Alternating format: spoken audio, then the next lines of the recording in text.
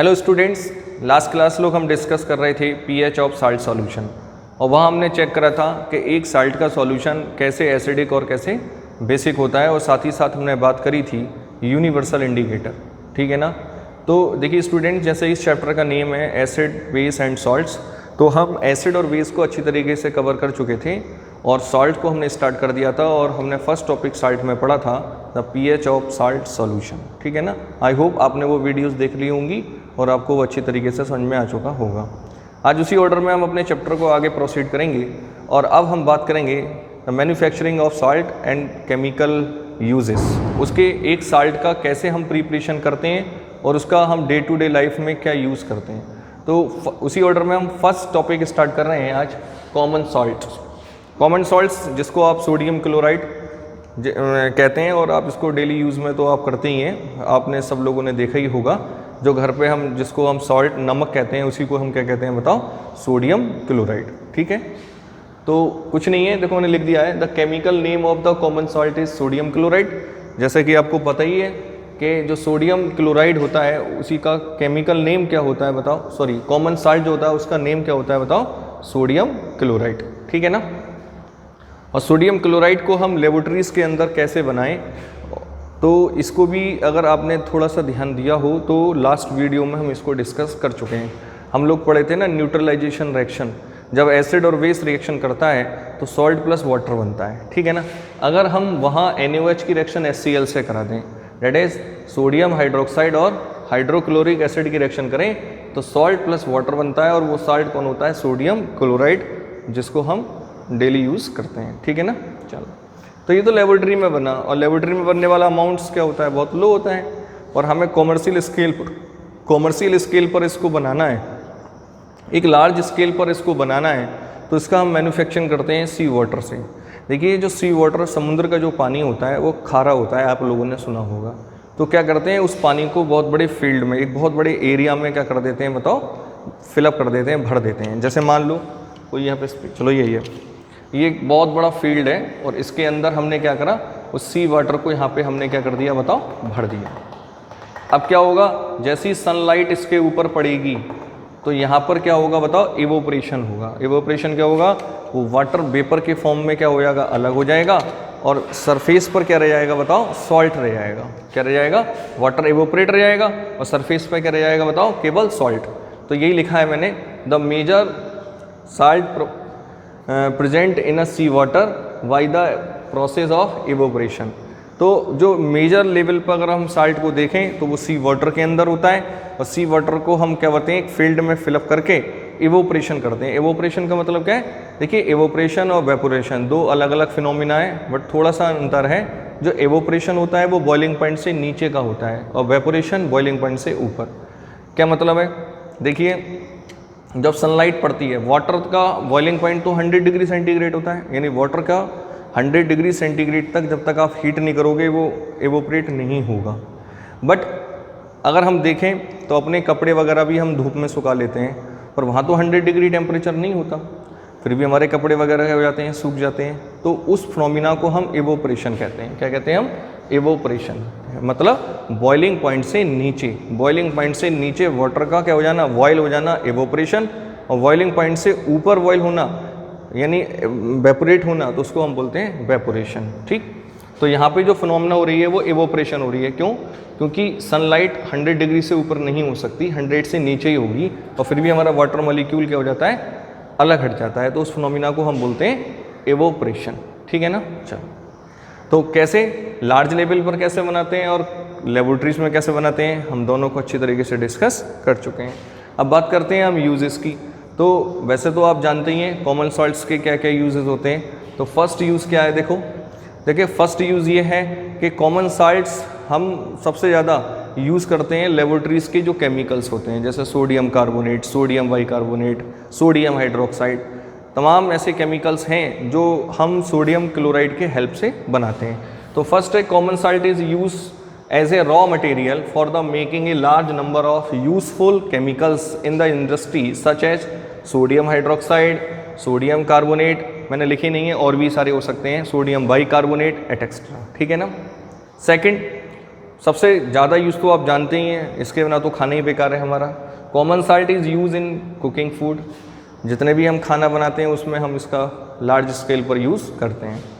Next क्या है, जो आप घर में साबुन वगैरह यूज़ करते हैं, सोप यूज़ करते हैं, उसमें भी कॉमन साल्ट का क्या होता है, यूज़ होता है। तो common salt is use in the manufacturing of soap. और जो फोर्थ है, ये बहुत अच्छा यूज़फुल है इसका, वो आपको मैं बताता हूँ। जो कोल्ड कंट्रीज़ होती हैं या अपने इंडिया में भी जो हिल्स साइड जो होती हैं, तो वहाँ क्या होता है, रोड्स पर क्या हो जाता है, आइस क्या हो जाता है बताओ, जमा हो जाता है। अब उनको कैसे हटाएं, तो उसको हटाने के लिए हम एक यूज़ करते हैं कि हम जो कॉमन साल्ट्स होता है उसको हम सड़कों पर क्या कर देते हैं, फेंक देते हैं। और जैसे ही हम सड़कों पर फेंकेंगे तो क्या होगा, वो कॉमन साल्ट उस आइस को क्या कर देता है बताओ, मेल्ट कर देता है। क्या कर देता है, मेल्ट कर देता है। आपने देखा भी होगा, या आप घर पे डेमो कर सकते हैं कि आप एक बाउल में ऐसे ही आइस को ले लीजिए और एक बाउल में आइस को लेकर उसके ऊपर थोड़ा सा सोडियम क्लोराइड मतलब नमक आप उस पर डाल दो, तो आप देखोगे जिस बाउल्स में आपने कॉमन साल्ट डाला है वो पहले ही क्या हो जाएगा बताओ, मेल्ट हो जाएगा। तो लास्ट यूज़ जो है अब आप समझ ही चुके होंगे, जो सड़कों पर बर्फ़ वगैरह जम जाती है उसको हटाने के लिए हम इसका यूज़ करते हैं। और कैसे यूज़ करते हैं, बस इसके ऊपर डाल देते हैं, वो मेल्ट होकर अलग हट जाता है और आइस अलग हो जाएगी, सड़क अपनी अलग हो जाएगी। ठीक है ना, चलो, तो ये यूज़ रहे। तो पहला कंपाउंड हम कवर कर चुके हैं और नेक्स्ट कंपाउंड हम बात करेंगे, दैट इज़ सोडियम हाइड्रोक्साइड। एक बार इसकी आप कॉपी करो। आओ बात करते हैं next compound, that is sodium hydroxide. देखिए सोडियम हाइड्रोक्साइड, जिसको हम कॉमनली कास्टिक सोडा भी कहते हैं, ठीक है ना। तो जो sodium hydroxide that is NaOH, उसको हम कैसे फॉर्मेशन करते हैं, उसको हम क्या करते हैं स्टूडेंट्स, देखिए हम NaCl का एक्वस सॉल्यूशन ले लेते हैं। NaCl मतलब सोडियम क्लोराइड, और उस सोडियम क्लोराइड सॉल्यूशन को हम क्या करते हैं, इलेक्ट्रोलाइसिस करते हैं। क्या करते हैं बताओ, इलेक्ट्रोलाइसिस। तो देखिए वैसे थ्योरी लिखी हुई है, फर्स्ट ऑफ ऑल आप इसको समझ लीजिए। और इलेक्ट्रोलाइसिस के लिए क्या करते हैं, देखो हम एक बीकर लेते हैं इस टाइप से, ठीक है, और उसमें 2 इलेक्ट्रोड लगाते हैं।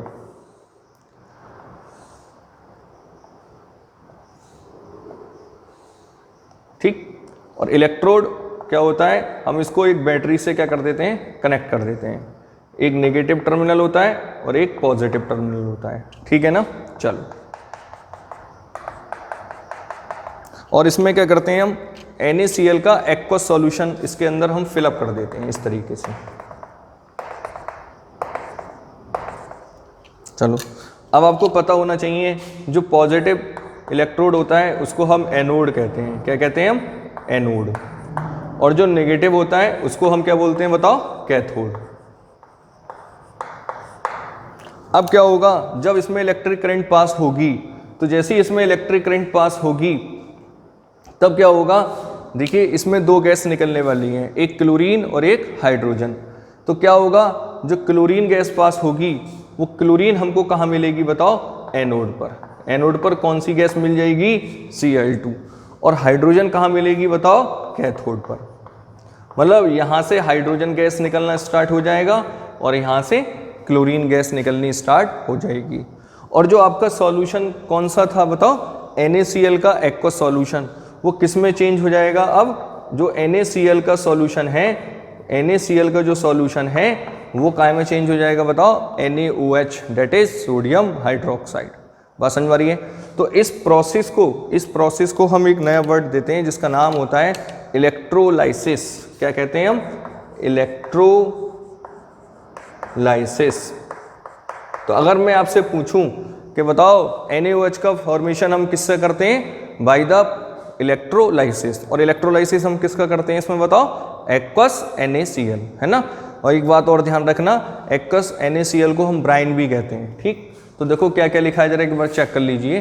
क्या लिखे हैं कि sodium hydroxide is commonly known as caustic soda. देखिए आपको मैं पहले ही बताया था। The chemical formula of sodium hydroxide is NaOH। बताओ, याद रहेगा, बहुत आसान है। सेकेंडली बात क्या कह रहे हैं बताओ, कि sodium hydroxide is proceed by the electrolysis of concentrate aqueous sodium chloride, है ना। और कौन सा प्रोसेस यूज करते हैं बताओ, इलेक्ट्रोलाइसिस। और इलेक्ट्रोलाइसिस किसका करेंगे हम, NaCl का, ठीक है ना। और बताओ प्यार से उसको हम क्या कहते हैं, बताओ, ब्राइन, ठीक। चलो अब होता क्या है बताओ, इलेक्ट्रोलाइसिस के दौरान हमको क्या क्या मिला, बताओ, क्लोरीन गैस मिली और हाइड्रोजन गैस मिली। तो बताओ क्लोरीन गैस कहाँ मिली है, एनोड पर, और एनोड कैसा होता है, पॉजिटिव।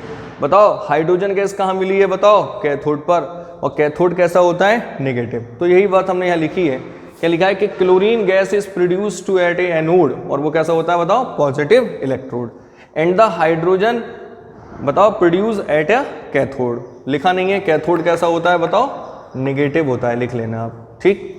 तो sodium hydroxide solution is form near the cathode. चलो एक और अच्छी बात है कि जो यहाँ पे सोडियम हाइड्रोक्साइड बनेगा वो सॉल्यूशन सब कहाँ, बताओ, कैथोड के नियर, यहाँ सब क्या हो जाएगा, बताओ, इकट्ठा हो जाएगा, ठीक। चलो अब लास्ट में लिखा है the process of electrolysis of sodium chloride is called chloro alkali process, ठीक। तो इस प्रोसेस को हम क्या बोल सकते हैं, बताओ, क्लोर एल्कली प्रोसेस। एल्कली क्यों बोले, क्योंकि एल्कली का मतलब होता है बेस से, है ना। हम लोग पहले डिस्कस कर चुके हैं, जो बेस है उनको एल्कली सॉल्यूशन भी कहते हैं। तो ये तो हमारा फॉर्मेशन रहा कि हम कैसे सोडियम हाइड्रोक्साइड को, बताओ, ऑब्टेन करते हैं, ठीक है ना। तो एक बार आप इसकी कॉपी करिए, फिर मिलते हैं इसके अगले पार्ट्स में। आओ बात करते हैं यूजेस ऑफ सोडियम हाइड्रोक्साइड। तो अभी हमने देखा कि जैसे कि अभी हमने by the electrolysis of NaCl से हमने ऑब्टेन क्या करा, बताओ, सोडियम हाइड्रोक्साइड। बट साइड में हमने दो प्रोडक्ट और भी ऑब्टेन हुए, हाइड्रोजन और क्लोरीन। तो अब बेसिकली हम इन तीनों कंपाउंड्स का यूज़ देखेंगे कि हमारे day to day life use में और इंडस्ट्रियल यूज़ क्या क्या है, ठीक है ना। तो फर्स्ट ऑफ ऑल हम बात करेंगे यूजेज ऑफ सोडियम हाइड्रोक्साइड। तो सोडियम हाइड्रोक्साइड के क्या क्या यूज़ हैं, पहले हम इसको डिस्कस कर लेते हैं। फर्स्ट है कि it is use for the making of soap and detergents.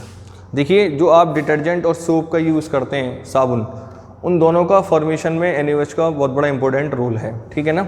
आप इसके बगैर आप सोडियम हाइड्रोक्साइड के बिना आप सोप या डिटर्जेंट नहीं बना सकते। हालांकि जब हम लास्ट चैप्टर में जाएंगे तो वहाँ प्रिपरेशन ऑफ सोप देखेंगे, तब आपको वहाँ समझ में और अच्छा आएगा। एक्चुअली होता क्या है कि कोई भी एल्कलाइन सॉल्यूशन जब हम किसी फैट में डाल के उसको हीट करते हैं, ठीक है ना, alkaline solution that is NaOH, और कोई भी फैट सॉल्यूशन हो उसमें आप NaOH को डाल दो और उसको हीट करो तो अभी आपको सोप का फॉर्मेशन होता है, ठीक है ना। हम बाद में इसको डिटेल में बात करेंगे, बट हाल फिलहाल आप ये समझ लीजिए कि सोडियम हाइड्रोक्साइड का यूज़ हम सोप और डिटर्जेंट बनाने में करते हैं, ठीक। सेकेंड क्या है, it is use for the making of artificial textile fibre. Textile कपड़ा उद्योग, तो जितने भी आर्टिफिशियल टेक्सटाइल फाइबर्स जो बनते हैं उन सब में NaOH का क्या होता है, यूज़ होता है, ठीक। नेक्स्ट है it is use in the manufacturing of paper. जो भी पेपर इंडस्ट्री वगैरह होती हैं उसमें पेपर का फॉर्मेशन के लिए NaOH का यूज़ करा जाता है, ठीक। नेक्स्ट क्या है, it is use in the degreasing metal, oil refining and making dyes and bleaching. Degreasing of metal, of refining, क्या मतलब है कि मेटल के ऊपर जब भी कोई ऑयल्स वगैरह हो जाता है उनको रिमूव करने के लिए भी हम इसका यूज़ करते हैं, ठीक। तो ये तो हमारे बात रहे NaOH का यूज़ क्या है। अब साइड से हमने क्लोरीन और हाइड्रोजन और मिला है, इनका भी हम क्या यूज़ करते हैं, ठीक। फर्स्ट है it is use for the, बताओ किस में, ड्रिंकिंग वाटर सप्लाई। जो भी ड्रिंकिंग वाटर की सप्लाई हमारे घर में आती है तो उसमें क्लोरीन गैस का हम यूज़ करते हैं। एक्चुअली होता क्या है कि क्लोरीन गैस जब वाटर से रिएक्शन करती है तो वह एक हाइपोक्लोरस एसिड का फॉर्मेशन करती है, और वो हाइपोक्लोरस एसिड क्या करता है कि वाटर के अंदर जितने भी बैक्टीरिया हैं उन सबको क्या कर देता है, वो डिस्ट्रॉय ख़त्म कर देता है। तो ओवरऑल ये यूज़ तो क्लोरीन का ही हुआ, क्योंकि क्लोरीन जब वाटर में पास होगी तो वहीं पर ही वो हाइपरक्लोरस एसिड का फॉर्मेशन करेगा, और वो एसिड क्या करेगा, जितने बैक्टीरिया उनको क्या कर देगा, किल कर देगा। तो ओवरऑल करा तो वो क्लोरीन नहीं। तो आपने देखा होगा कि क्लोरीन गैस को हम इस तरीके से यूज़ करते हैं ड्रिंकिंग वाटर सप्लाई में। नेक्स्ट क्या है, it is use in the production of bleaching powder, hydrochloric acid. Bleaching powder आप जानते ही हैं, मार्केट में भी मिलता है कि अगर ब्लीचिंग पाउडर या hydrochloric acid that is HCl का अगर आपको फॉर्मेशन करना है तो वहाँ भी आपको क्या करना होगा, बताओ, क्लोरीन गैस यूज़ करनी होगी। देखिए स्टूडेंट, ये यूज़ है, मैं इसमें ज़्यादा कुछ आपको समझा नहीं सकता, जो भी पॉसिबल है मैं आपको बता रहा हूँ, आपको थोड़ा सा ये याद ही करना पड़ेगा, ठीक है ना।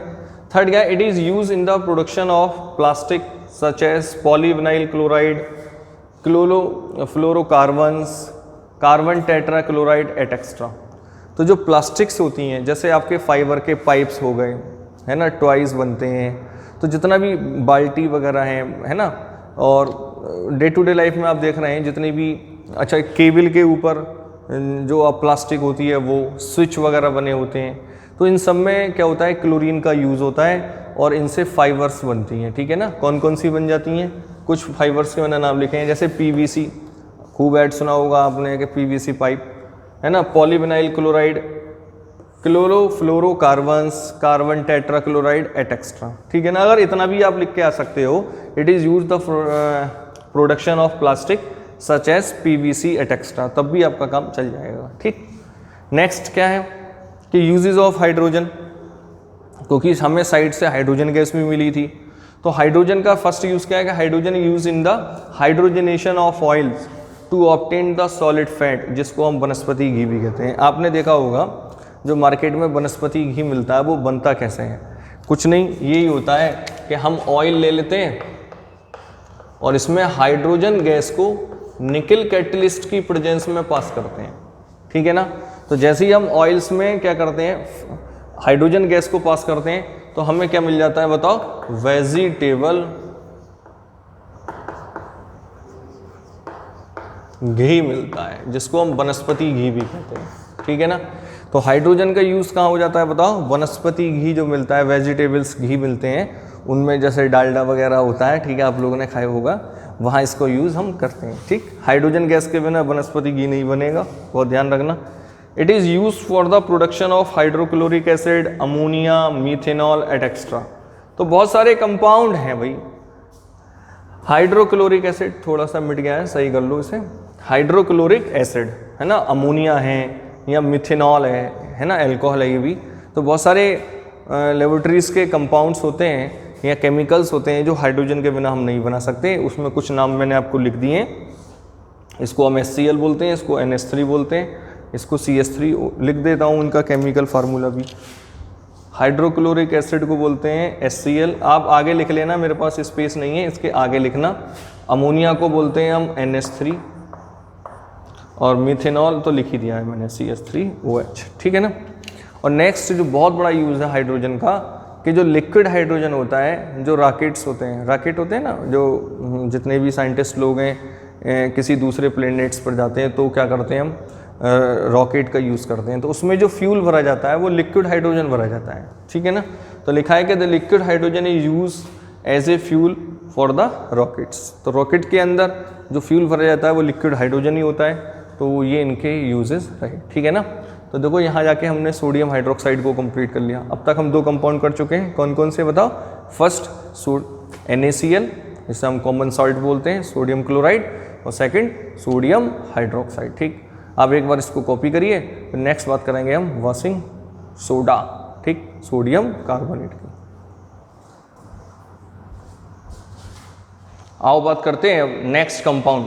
नेक्स्ट हमारा कौन सा है बताओ, वाशिंग सोडा।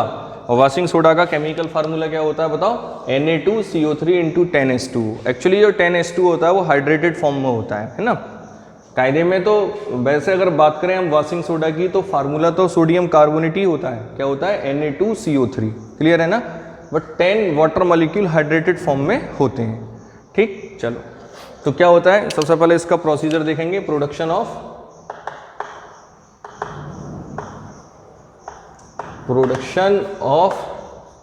Washing soda.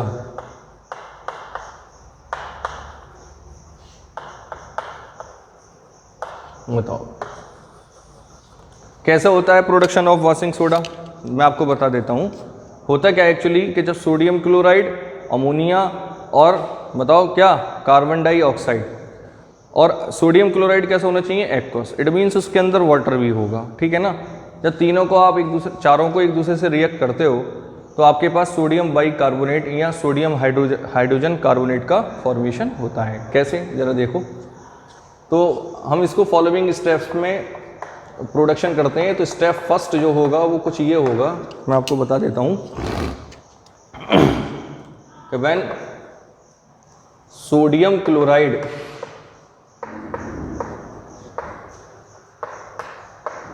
क्या फार्मूला होता है, NaCl, है ना, reacting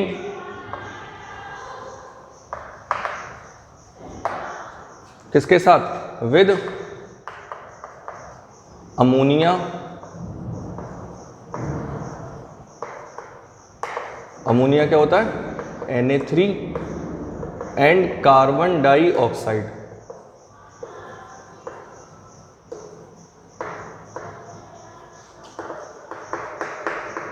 that is CO2।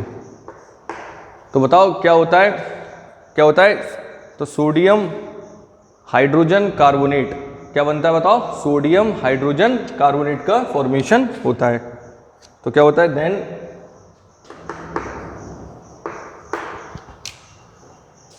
Sodium hydrogen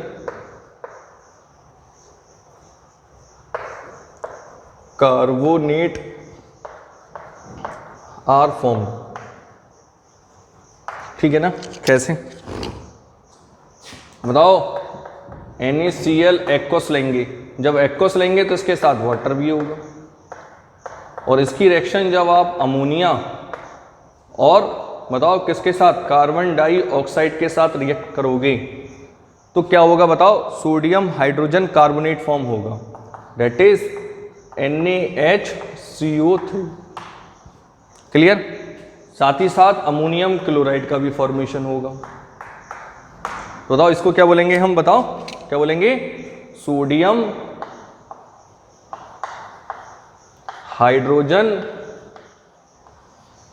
carbonate. Clear. चलो अब क्या होगा, सेकंड स्टेप में जो सोडियम हाइड्रोजन कार्बोनेट फॉर्म हुआ है इसको हम क्या करते हैं, बताओ, हीट करते हैं। क्या करते हैं, हीट करते हैं। तो स्टेप सेकंड क्या होगा, जरा ध्यान से देखें, बताओ, स्टेप सेकंड, स्टेप सेकंड में क्या होगा कि on heating sodium hydrogen carbonate, बताओ, जब सोडियम हाइड्रोजन कार्बोनेट को आप हीट करोगे तो क्या बनता है, टू फॉर्म सोडियम कार्बोनेट। और सोडियम कार्बोनेट को ही हम क्या कहते हैं, बताओ, वॉशिंग सोडा। ध्यान से सुन लेना।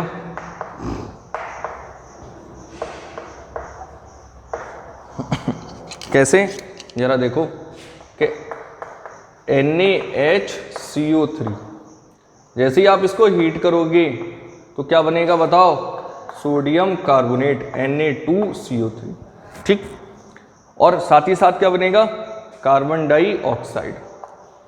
अब आप जरा देखें, बताओ, सोडियम कार्बोनेट के अंदर सोडियम कितने हैं, 2, तो ऑब्वियसली मुझे यहाँ 2 करना ही पड़ेगा। क्लियर। जैसे ही मैंने यहाँ 2 करा तो अब आप देख लीजिए, एक कार्बन भी 2 होगा, एक कार्बन ये, एक कार्बन ये। ऑक्सीजन देख लीजिए, 3 2 जा 6, 3 और 2 5, ठीक है ना। तो एक कार्बन, सॉरी, एक ऑक्सीजन कम हो रहा है ना। चलो चेक करते हैं कहाँ है गड़बड़।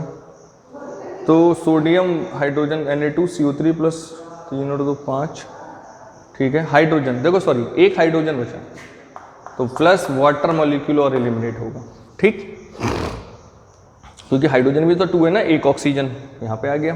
तो देख लीजिए, 6 3 2 जा 6, ऑक्सीजन 3 और 2 5 और एक ये 6, 2 सोडियम ये आ गए, 2 हाइड्रोजन ये आ गए और 2 कार्बन, एक ये। रिएक्शन क्या है हमारी, बताओ, बैलेंस है। तो ये आपको जो मिला है इसको हम क्या बोलते हैं, बताओ, वॉशिंग सोडा, या आप इसको बोल सकते हो सोडियम कार्बोनेट। क्या बोलोगे, सोडियम कार्बोनेट। क्लियर।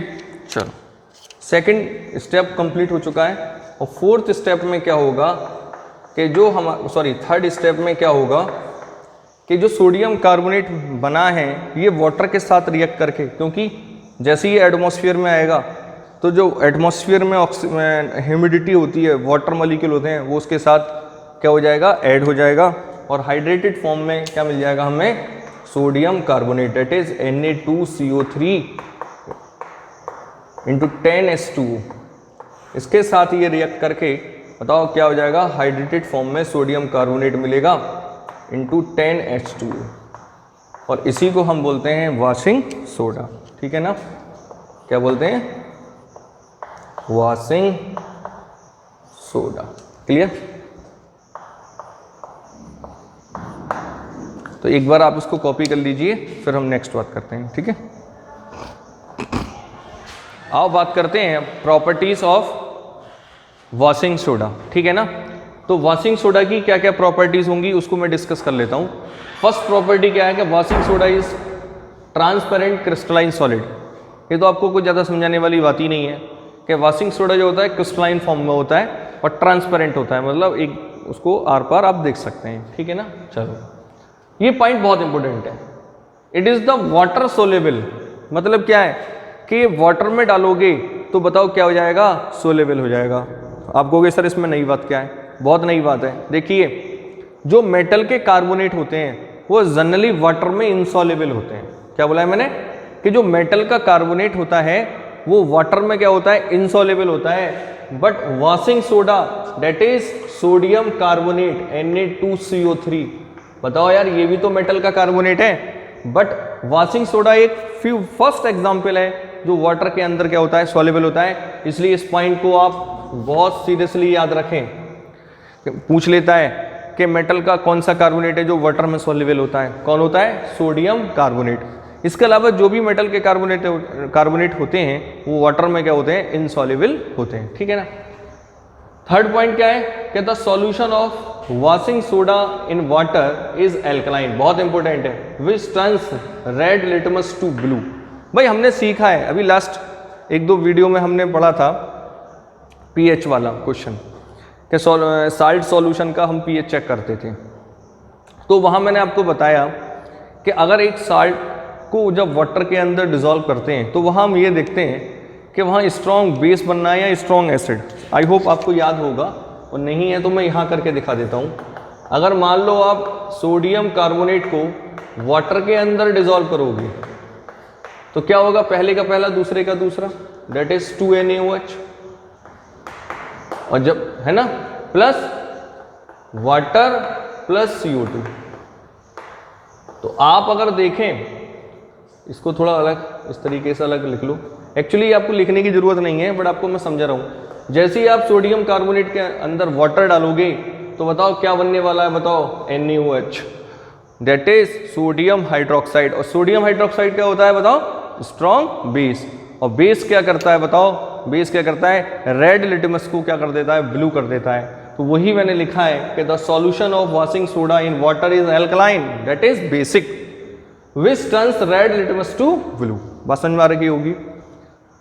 चलो फोर्थ प्रॉपर्टी क्या है? क्या वॉशिंग सोडा हैज डिटर्जिंग प्रॉपर्टीज, बहुत इंपॉर्टेंट है। डिटर्जिंग प्रॉपर्टीज का मतलब आप समझ चुके होंगे।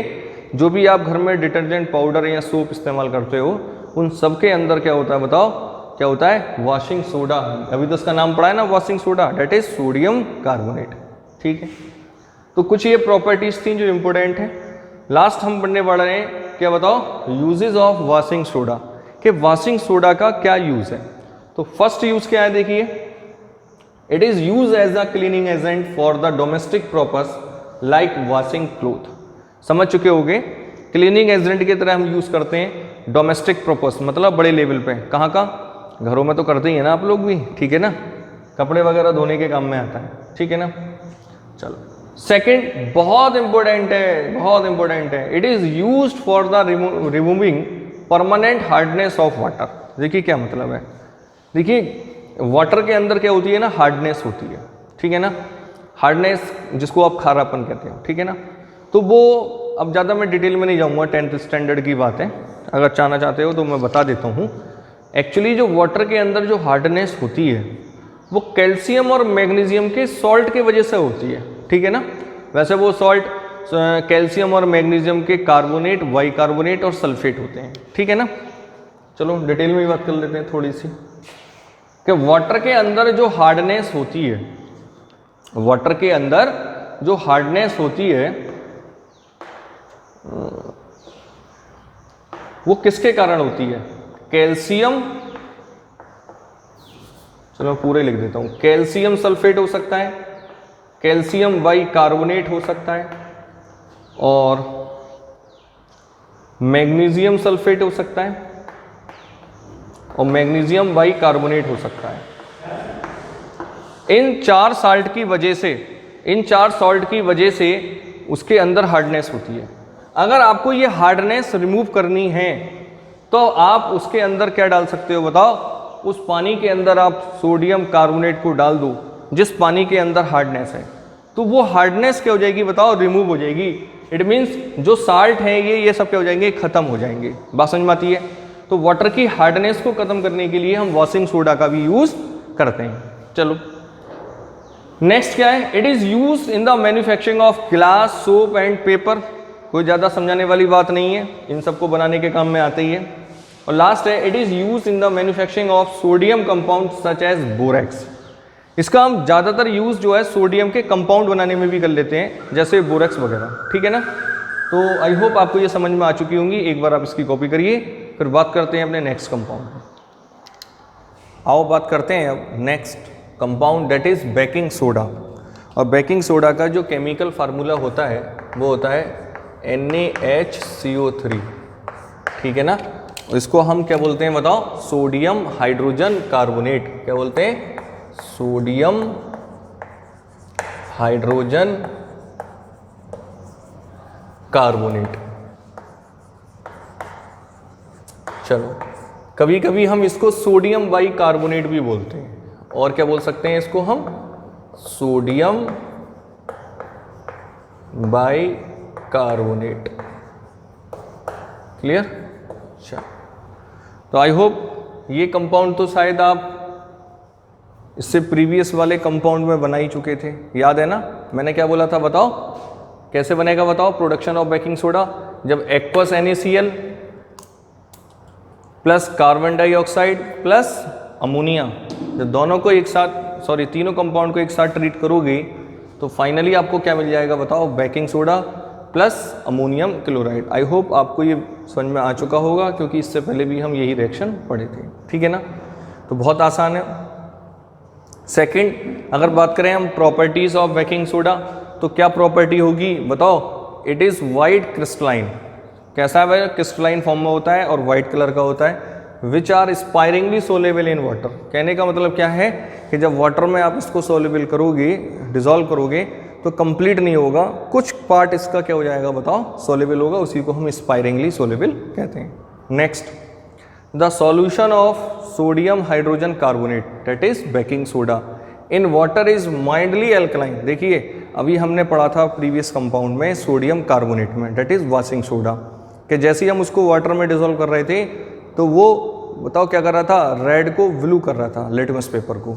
इट मीन्स वो स्ट्रॉन्ग बेस बना रहा था और वहाँ वो स्ट्रॉन्ग एल्कलाइन सॉल्यूशन बन रहा था। बट यहाँ क्या होगा बताओ?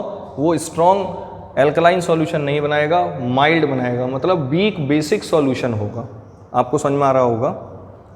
थर्ड प्रॉपर्टी क्या है? Action of heat.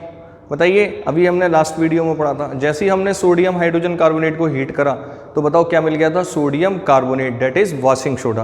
तो वही बात यहाँ लिख रहा हूँ कि 2 mole of sodium hydrogen carbonate, that is baking soda आप लोगे, जैसे ही इसको हीट करोगे तो sodium carbonate water plus CO2 बनता है। ठीक है ना? चलो अब होगा क्या, जरा ध्यान से देखें। नेक्स्ट क्या है? Usages of sodium hydrogen carbonate.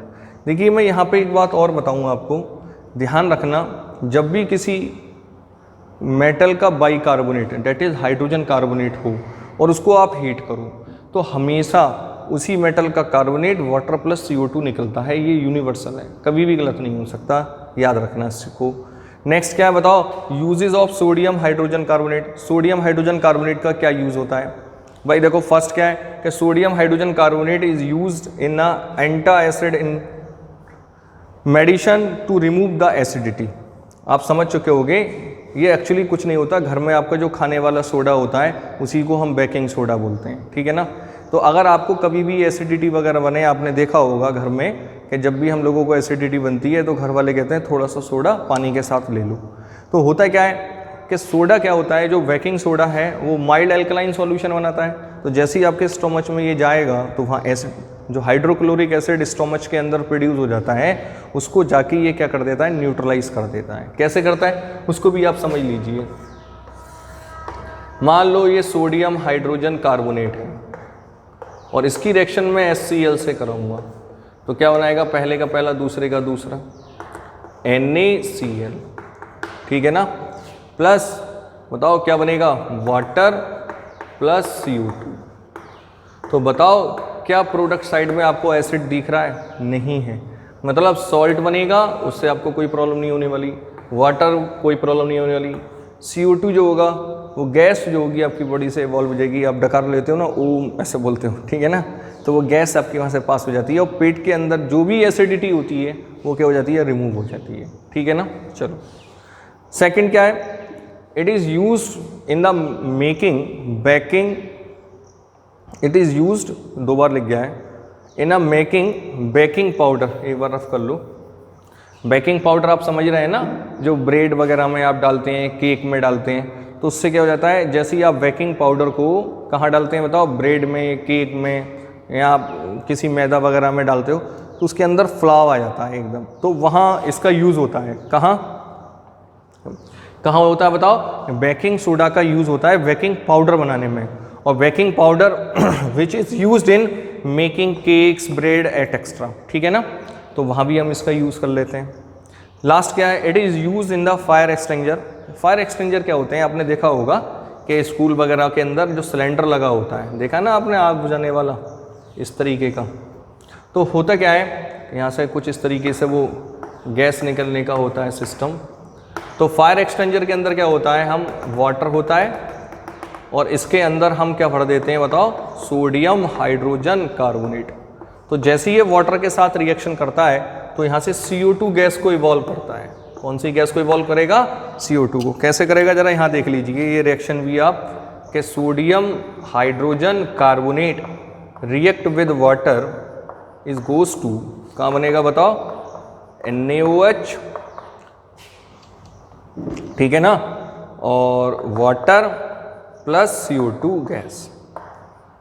शायद रिएक्शन बैलेंस होगी, देखो एक सोडियम एक, दो और एक तीन हाइड्रोजन, दो और एक तीन हाइड्रोजन, एक कार्बन, तीन और एक चार ऑक्सीजन, दो और एक तीन एक चार ऑक्सीजन, ठीक है ना।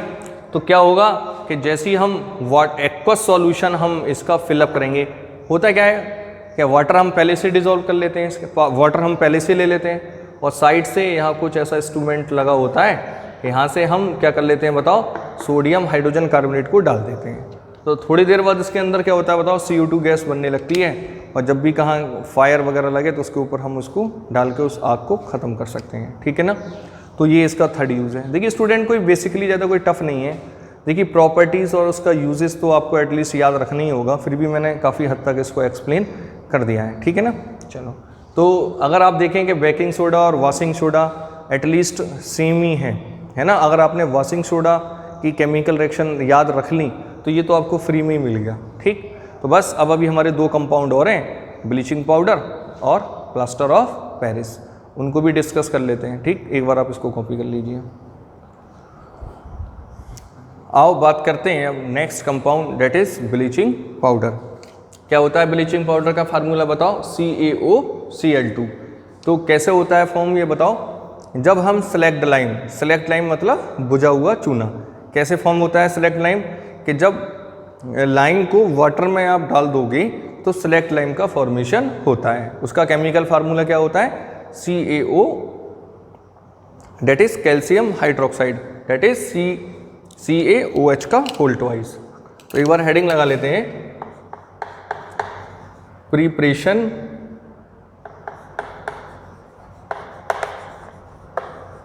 Of bleaching powder.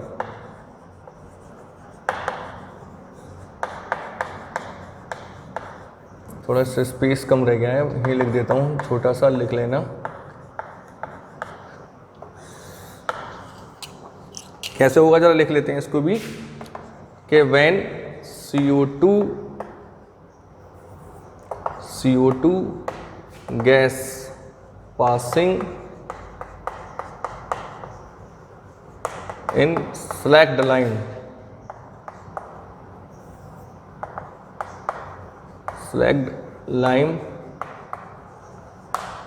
then bleaching powder are formed. ठीक है, कैसे जरा देखो कि जब calcium hydroxide that is slaked line,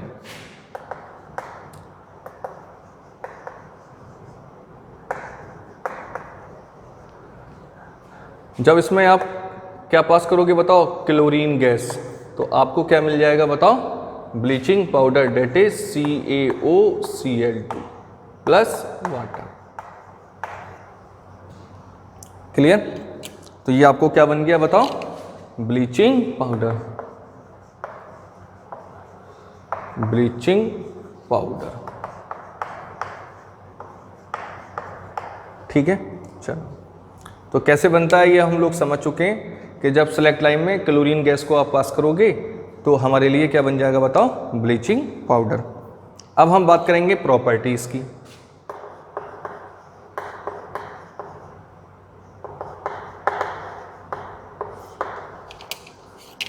तो बताओ प्रॉपर्टीज क्या होगी। सबसे पहले तो आप ये समझो कि वाइट कलर का क्या होता है बताओ, पाउडर होता है, और सॉल्युबल होता है कहाँ बताओ, कोल्ड वाटर के अंदर। तो इसको भी लिख लेते हैं कि it is white powder which give strong smell of chlorine. ठीक है, कि वाइट कलर का पाउडर होता है और क्लोरीन की स्मेल आती है। सेकंड क्या होता है बताओ, कि ये कोल्ड वाटर के अंदर क्या होगा, सोल्युबल होगा। तो लिख लो आप, it is soluble in cold water.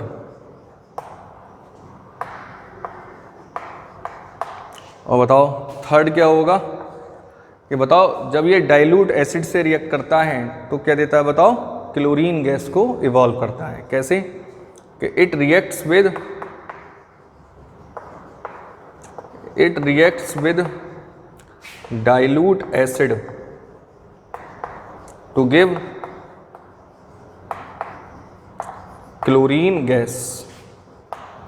कैसे देगा जरा ध्यान से देखें, कि मान लो हमने ये ब्लीचिंग पाउडर ले लिया और इसकी रिएक्शन हम H2SO4 से कराते हैं, और वो भी कौन सी फॉर्म में होना चाहिए, ये डाइल्यूट फॉर्म में। तो क्या होगा देखो, पहले का पहला दूसरे का दूसरा, that is calcium sulphate, Cl2 gas पूरी बाहर निकलेगी ये, और H2 और O मिलकर क्या बना देंगे, वाटर। तो ये इसकी कुछ प्रॉपर्टीज हैं। ठीक है ना, बात करेंगे अब यूजेस के, उससे पहले आप इसको एक बार कॉपी कर लो। ठीक है, आओ बात करते हैं अब uses of POP, that is plaster of Paris. तो क्या क्या यूज़ होते हैं बेसिकली, वैसे तो हम थोड़ा बहुत तो जानते ही हैं। जैसे अगर आप बात करें POP की, तो हॉस्पिटल्स में जो डॉक्टर्स लोग जो बोन फ्रैक्चर हो जाता है तो उस पर POP का क्या करते हैं बताओ, प्लास्टर कहते हैं, जिससे कि वो बोन हमारी प्रॉपर वे में क्या हो जाए, ठीक हो जाए। सेकेंडली अगर हम इसका यूज़ करें तो जो भी आप देखते हैं मार्केट में जो बच्चों के टॉयस वगैरह खिलौने होते हैं, मूर्ति वगैरह आपने देखी होंगी, तो वो सब प्लास्टर ऑफ पेरिस की ही बनी होती हैं। अगर इसके अलावा अगर हम बात करें तो आपने देखा होगा हमारे घरों में बॉल पुट्टी होती है, ठीक है ना, तो उसका सरफेस क्या हो जाता है, स्मूथ हो जाता है, तो वहाँ भी हम क्या करते हैं बताओ, POP का यूज़ करते हैं। सेकेंडली हम बहुत सारे ऐसे फायर इंस्ट्रूमेंट्स होते हैं जहाँ मतलब फायर से बचने के लिए इस POP के इंस्ट्रूमेंट्स को भी तैयार किया जाता है। ठीक है ना, तो आओ डिस्कस कर लेते हैं जैसे क्या क्या है। तो फर्स्ट है कि POP is used in hospital for setting fractured bone in a right position to assume correct healing। क्या मतलब कि जो हमारी बोन्स ब्रेक हो जाती है उसको वहाँ डॉक्टर्स लोग क्या करते हैं बताओ, POP का प्लास्टर करते हैं, तो वहाँ इसका एक बहुत बड़ा यूज़ है। सेकेंडली क्या है कि POP used in making toys, black board, chalk etcetera. जैसे ये चॉक आप जो देख रहे हैं ये भी किसका बना होता है बताओ, POP का बना होता है, और बच्चों के जो खिलौने वगैरह होते हैं वो भी POP के ही हम तैयार करते हैं। नेक्स्ट कि POP used as a fire proofing material fire proofing material, जहाँ हमें फायर आग से बचने के लिए कुछ मटेरियल तैयार करने होते हैं, है, तो वहाँ भी हम पीओपी का क्या करते हैं बताओ, यूज़ करते हैं। नेक्स्ट कि POP use for the making surface smooth before the painting them. किसी भी सरफेस पे हमारे घरों में आपने देखा होगा जो बॉल्स पर पुट्टी होती है वो पीओपी की होती है, उससे सरफेस क्या जाता है, स्मूथ हो जाता है। फर्दर हम उस पर क्या कर लेते हैं बताओ, पेंट कर लेते हैं। तो देखिए स्टूडेंट्स, यहाँ जाके जितने भी शॉर्ट्स थे वो हम कंप्लीट कर चुके हैं। अब इस चैप्टर का लास्ट टॉपिक रह गया है, उसको हम डिस्कस करेंगे, वाटर एज ए क्रिस्टलाइजेशन, ठीक है ना। तो एक बार आप इसकी कॉपी करिए, फिर हम बात करते हैं अपने लास्ट टॉपिक की। अब बात करते हैं अपने last topic, that is water of crystallisation, that is hydrated salt. क्या मीनिंग है? देखिए स्टूडेंट्स, आपने बहुत सारे कंपाउंड ऐसे देखे होंगे जिसके साथ में वाटर लगा हुआ होता है। अभी हाल फिलहाल आपने पढ़ा होगा वॉशिंग सोडा, तो वॉशिंग सोडा का हमने फार्मूला पढ़ा था, क्या पढ़ा था जरा एक मिनट, अब इसको देखिए, यहाँ डिस्कस कर लेते हैं, काफ़ी हमारे पास स्पेस है। आपने पढ़ा था Na2CO3, देखिए जबकि सोडियम कार्बोनेट का फार्मूला यही होता है, बट इसके साथ में 10H2O आपने लिखा हुआ देखा होगा। तो बस इसी फॉर्म को हम क्या कहते हैं बताओ, वाटर ऑफ क्रिस्टलाइजेशन। क्या मीनिंग है कि जब वाटर का मॉलिक्यूल कंपाउंड के साथ में अटैच हो, बात समझ में आती है। सेकेंडली बताओ क्या होता है कि ये वाटर मॉलिक्यूल इस कंपाउंड से फ्री नहीं होता, इसके साथ लगा हुआ होता है, ठीक है ना। और ये वाटर मॉलिक्यूल इसके शेप में और इसके कलर में भी बड़ा इंपॉर्टेंट रोल अदा करता है, बात समझ में आ रही है। तो क्या होता है जरा एक बार आप देख लीजिए कि the water molecule which forms part of the structure of a crystal are called water of crystallisation, ठीक है ना। कि जब भी किसी भी स्ट्रक्चर का वाटर मॉलिक्यूल क्या होता है, एक पार्ट होता है, उसी को हम क्या कहते हैं बताओ, वाटर ऑफ क्रिस्टलाइजेशन। देखिए जैसे ये है, आप देखें कि सोडियम कार्बोनेट में 10 मॉलिक्यूल वाटर का ऐड है, इसका मतलब क्या है कि वाटर मॉलिक्यूल एक पार्ट है इस स्ट्रक्चर का। तो अगर इस तरीके से वाटर मॉलिक्यूल ऐड होगा तो उसको हम बोलते हैं वाटर ऑफ क्रिस्टलाइजेशन। बात नंबर 1, कुछ एग्जांपल्स लिखे हैं मैंने, देखिए जैसे कॉपर सल्फेट इंटू 5H2O। तो अगर आप देखें तो यहाँ कॉपर सल्फेट में 5 मॉलिक्यूल जो वाटर के हैं वो एज ए क्रिस्टलाइजेशन है, तो लिखा है that is copper sulphate crystal contain 5 molecule of water of crystallisation, ठीक है ना। तो जितने भी मॉलिक्यूल होंगे वो एज ए क्रिस्टलाइजेशन होंगे, ठीक है ना। अच्छा, इसका नाम क्या होगा भाई, इसका नाम तो हमें पता है ना, कॉपर सल्फेट है, बिल्कुल सही है। इनटू 5 मॉलिक्यूल वाटर के हैं, तो 5 को बोलते हैं पेंटा और वाटर को बोलते हैं हाइड्रेटेड, तो क्या बोलेंगे, कॉपर सल्फेट पेंटा हाइड्रेटेड, ठीक है ना। सिमिलरली देखो, अभी सोडियम कार्बोनेट की बात करी थी हमने कि सोडियम कार्बोनेट इंटू 10H2O। तो यहाँ पे अगर हम बात करें कि सोडियम कार्बोनेट जो है 10 मॉलिक्यूल ऑफ वाटर का कैसा रखता है बताओ, एज ए क्रिस्टलाइजेशन, ठीक है। तो इसका नेम क्या होगा, सोडियम कार्बोनेट, और 10 को बोलते हैं हम डेका और हाइड्रेटेड, ठीक।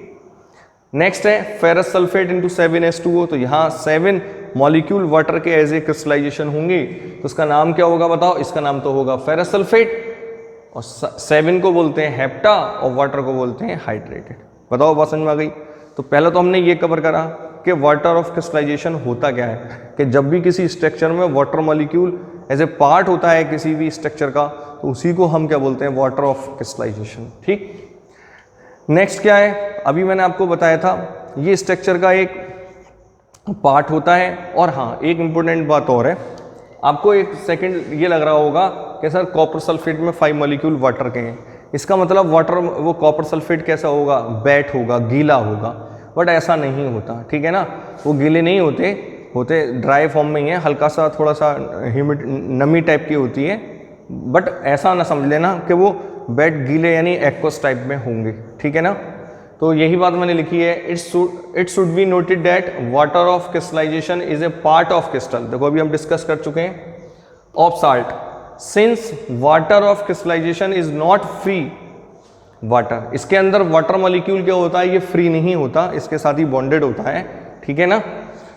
It does not weight of the salt, बहुत इंपॉर्टेंट बात है, इसको आप नोट कर लीजिए कि it does not weight of salt, इसका मतलब ये नहीं है वो साल्ट क्या होगा, गीला होगा, बट पार्ट है उसका स्ट्रक्चर का, ठीक है। वाटर मॉलिक्यूल इस स्ट्रक्चर का क्या होगा, एक पार्ट होगा, इसका मतलब ये नहीं होगा ये गीला हो, ठीक।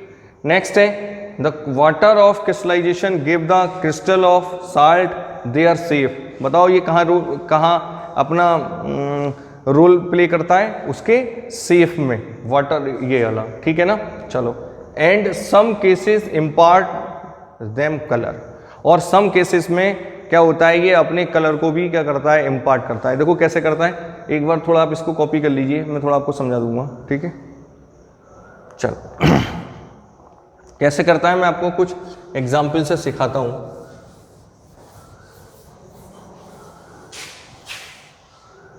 जैसे आप ये कॉपर सल्फेट को ही ले लीजिए, ये कॉपर सल्फेट इंटू 5H2O है, तो इसको हम बोलेंगे हाइड्रेटेड कॉपर सल्फेट या कॉपर सल्फेट पेंटाहाइड्रेटेड, कैसे भी लिख सकते हो। इसको क्या लिखोगे बताओ, हाइड्रेटेड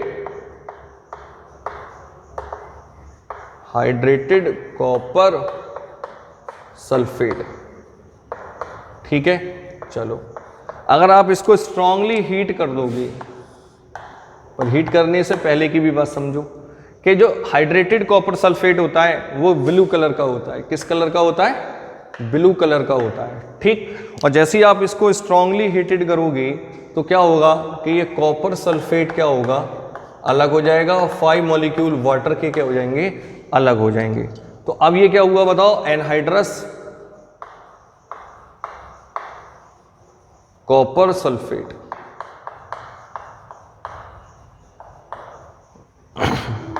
और जो एनहाइड्रस कॉपर सल्फेट होता है वो किस कलर का होता है बताओ, व्हाइट कलर का होता है, ठीक है ना। तो देखिए स्टूडेंट्स, आपको समझ में आ चुका होगा कि जो वाटर एज ए क्रिस्टलाइजेशन है वो एक अपना रोल प्ले कर रहा है, कहाँ पर बताओ, उसके कलर में। अगर ये 5 मॉलिक्यूल इसके साथ अटैच रहेंगे तो ये ब्लू रहेगा, और जैसे ही आप इसको हीट करके अलग निकालोगे तो इसका कलर कैसा हो जा रहा है बताओ, व्हाइट हो जा रहा है, ठीक। चाहो तो अगर इस रिएक्शन को थोड़ा रिवर्स करोगे आप, थोड़ा और स्पेस कर लेते हैं। अगर मान लो आपने ये रिएक्शन रिवर्स कर दी, क्या कर दिया कि copper sulphate into 5 molecule of H2O ले लिए, तो फर्दर जो कि ये बताओ कैसा हुआ बताओ, एनहाइड्रस कॉपर सल्फेट है ये, है ना। और ये किस कलर का था बताओ, व्हाइट कलर का। जैसे इसमें 5 मॉलिक्यूल ऑफ वाटर के ऐड करोगे तो फर्दर ये हाइड्रेटेड कॉपर सल्फेट बनेगा। हाइड्रेटेड बताओ क्या बनेगा, हाइड्रेटेड कॉपर सल्फेट। और फर्दर ये किस कलर का हो जाएगा बताओ, ब्लू कलर का हो जाएगा।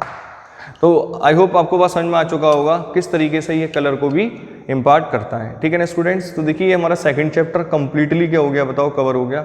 आई होप आपने सारी वीडियोस देख ली होंगी और आपको ये चैप्टर समझ में आ चुका होगा। फर्दर अगर आपको कोई इस वीडियो से रिलेटेड या प्रीवियस वीडियो से रिलेटेड कोई भी अगर प्रॉब्लम है, कोई टॉपिक आपको समझ में नहीं आता, तो स्क्रीन पर हमारा व्हाट्सअप नंबर है, आप उस पर अपनी प्रॉब्लम का पिक उस नंबर पर सेंड कर दीजिए। मैं आपको नेक्स्ट वीडियो में उससे सारी प्रॉब्लम से रिलेटेड वीडियो आपको प्रोवाइड करा दूंगा, ठीक है ना।